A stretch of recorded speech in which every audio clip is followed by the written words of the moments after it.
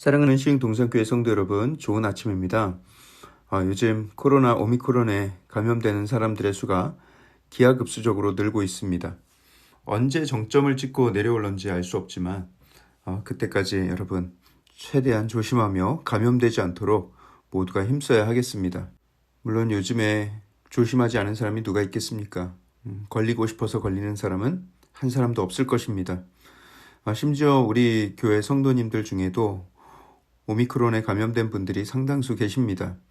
생업에 종사하면서 성실히 일한 것뿐인데 나도 모르는 새에 사람들 만나면서 감염된 경우가 대부분이고요. 또 특별히 자녀가 감염이 되어서 옆에서 돌보고 간호하다가 같이 감염이 된 경우도 있습니다. 집안의 가정으로서 일을 하지 않을 수 없고 또 사람들을 만나지 않을 수 없고 또 부모로서 자녀가 감염되어서 열이 나고 아픈데 옆에서 돌보지 않을 수가 없겠죠. 다만 하나님께서 그 모든 상황 속에서 속히 그 모든 증상들을 제하여 주시고 후유증 하나 남기지 않고 완전하게 치유하여 주시기를 기도합니다. 이전보다 더 건강하게 회복된 얼굴로 다시 마주하게 되기를 소원합니다.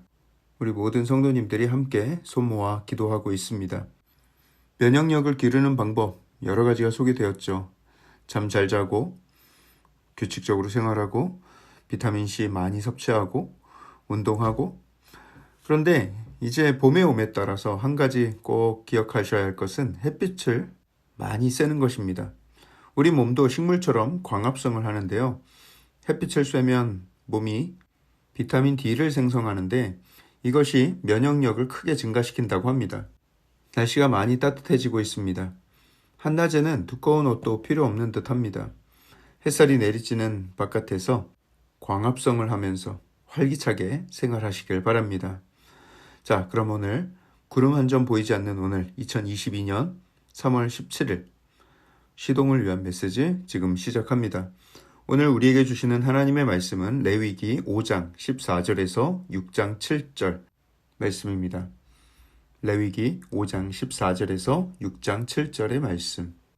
오늘 본문 레위기 5장 후반에서부터는 속건제 제물에 대한 율법을 다루고 있습니다. 이 율법은 여호와의 성물 그리고 사람의 소유 이런 문제들을 다루고 있는데요. 앞서 우리가 다룬 속죄제와 가장 큰 차이점이 있다면 속죄제는 하나님께 범죄한 사건에 대해서 회개하는 것이고요. 그리고 속건제는 사람과의 관계 속에서 또 성물과 기물에 대한 범죄를 다루고 있습니다. 속건제에서의 가장 큰 특징이라고 한다면 그것은 바로 배상입니다. 속죄제 때처럼 부지중에 범죄했다고는 하지만 성물을 더럽히거나 남의 것을 부당하게 취했을 때 그 손에 입힌 것에 5분의 1을 더해서 보상을 했습니다.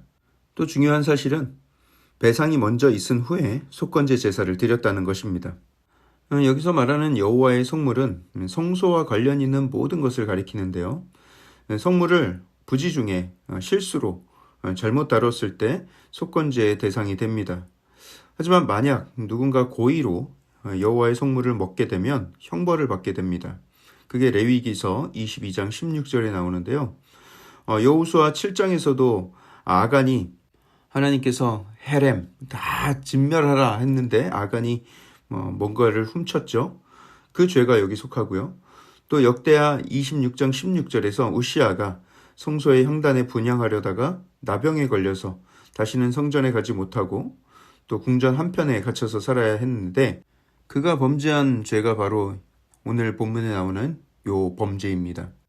출애굽기를 읽어보신 분들은 출애굽기 22장에 보면 양이나 소를 도둑질한 경우에 그 벌금을 4배나 5배까지 요구를 하는 것을 볼 수가 있습니다. 출애굽기 22장 1절에 나오는데요. 그러면 레위기 오늘 본문 6장 1절에서 7절의 사례는 무엇인가? 출애굽기에 나오는 것도 그렇고 사실 오늘 본문에 나오는 것도 그렇고 고의로 남의 재산을 속임수로 탈취하고 강탈한 것을 의미하지만 이번 경우는 나중에 스스로가 양심의 가책을 느끼고 자수한 경우로 보아야 합니다.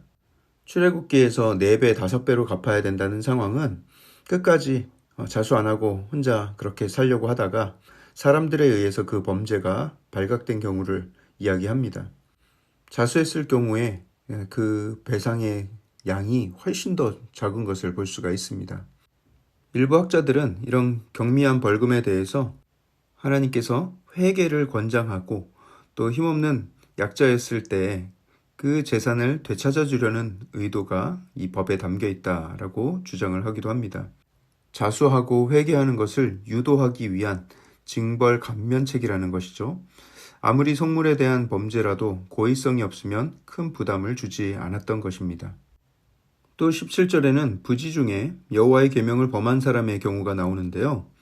여기서 말하는 여호와의 계명, 이것을 문자적으로 해석하면 행하지 말라고 하신 여호와의 계명이라고 할 수가 있습니다. 그렇게 실수로 그 법을 어겼다면 제사장이 정한 가치대로 양떼 중에서 흠없는 순양, 그것을 속건제물로 제사장에게 가져가야 합니다. 오늘 이 속건제 말고요. 엊그제 우리가 다뤘던 속죄제의 경우에는 제사장이 바치는 제물과 회중이 바치는 제물이 달랐죠. 또 족장과 평민이 바치는 제물이 달랐습니다. 가난한 사람의 형편을 고려하여서 다른 제물을 바치게 했던 거예요. 부자나 가난한 사람이나 똑같은 제물을 바치게 한다면 부자들은 뭐 더 쉽게 죄를 짓겠죠. 그리고 가난한 사람은 하나님 앞에 회개할 기회를 잃어버릴 수도 있겠죠. 그런 것을 감안하여서 차등을 둔 것 같습니다. 그런데 오늘 본문의 속건 제물을 보면 무언가를 손해를 끼쳤을 때 그 손해를 배상하는 금액은 당연히 그 규모에 따라서 달랐겠지만 하나님께 죄 용서받기 위해서 바쳐야 될 속건 제물은 동일하게 순양을 바치게 했습니다. 이것은 남한테 손해를 끼치는 것을 하나님은 매우 엄중하게 취급하고 계시다는 것을 보여주고 있죠. 자, 여러분, 오늘 속건제 제사를 통해서 두 가지 대표적인 특징을 발견할 수가 있는데요. 하나는 이 속건제는 알지 못하고 부지중에 지은 죄라는 것과 또 책임진다는 개념이 있다는 것입니다. 또 모르고 지은 죄라고 할지라도 하나님과 사람 앞에서 책임을 져야 하고 하나님께 직접 죄가 지은 경우가 아니더라도 그것 또한 하나님께 대한 범죄라는 사실을 강조하고 있습니다. 우리는 살아가면서 본의 아니게 남에게 피해를 끼칠 때가 있습니다. 그때 우리는 하나님께만 나아가는 것이 아니라 그 사람을 직접 먼저 찾아가 사과하고 배상하며 또 그 모든 관계를 먼저 풀어야 합니다. 그 다음에 하나님께 드리는 회개도 의미가 있는 것이죠.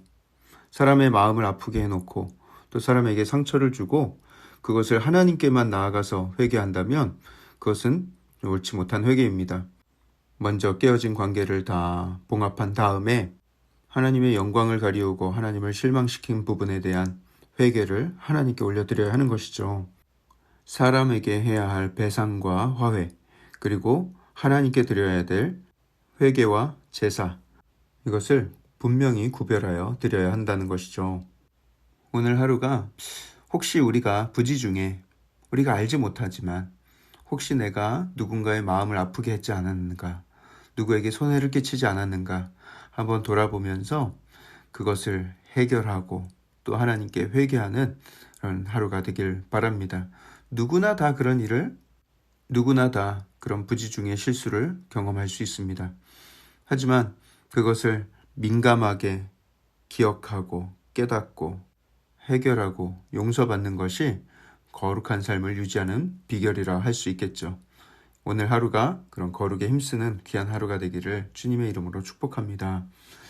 사랑의 하나님, 오늘 귀한 한 날 주셔서 감사합니다. 오늘 이 하루가 하나님 앞에 거룩한 하루가 될 수 있도록 우리의 생각나는 죄 하나님 앞에 회개하게 하시고 무엇보다 깨어진 관계가 있다면 그 관계가 회복되는 역사 주님 허락하여 주시옵소서. 우리가 부지 중에 지은 죄 생각나게 하시고 또 부지 중에 누군가에게 손해를 끼치거나 상처를 주었거나 한다면 하나님 그것마저 깨닫게 하셔서 오늘 하루 그 모든 것이 해결되어지는 귀한 역사를 허락하여 주시옵소서. 오늘 하루를 온전히 주님께 맡깁니다. 주님 영광 받아 주시옵소서. 모든 말씀 살아계신 예수 그리스도 이름으로 감사하며 기도합니다. 아멘.